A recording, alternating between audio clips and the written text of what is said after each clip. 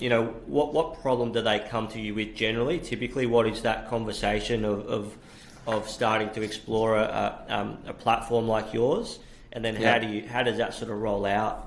Yeah, so our problem, so we sell to the retailers. So our ICP is typically a retailer that's 500 million plus in revenue, and the retailers are houses of brands, right? So they're not brand houses. So perfect example, if you look at like the Warehouse Group in New Zealand, or you look at like the Coles, like the liquor business, for example, here in Australia.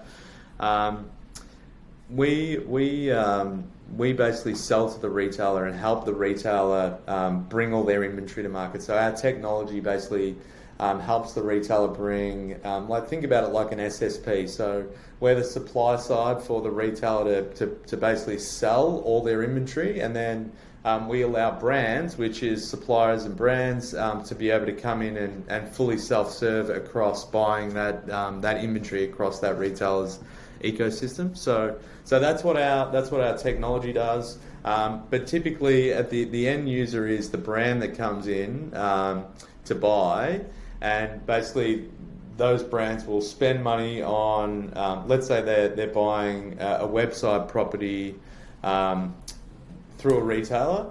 They'll be able to see, right, if I'm buying this website property, I'm going to get a direct attribution of, let's say 10 times ROAS on buying a web property, right? So from a supplier perspective, buying the retail media, they'll be able to directly see the attribution that they're getting in real time. So basically it's trying to move it into much more of a programmatic layer, so it's a lot easier for them to be able to buy across multiple channels.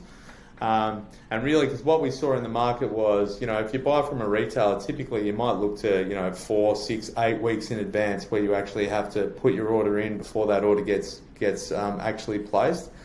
Within Zitcha, we see it pretty much transactional of like, someone will place an order. There's an approval flow that happens on the retailer side. So the retailer fully controls their ecosystem and fully controls their inventory.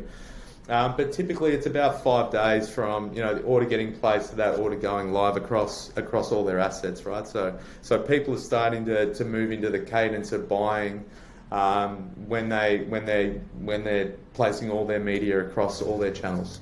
Okay, yeah. So just to expand on that and to make it really clear for our audience who maybe aren't as well as myself, aren't quite as up to date with that. So let's say we're talking about Liquorland, just as an example.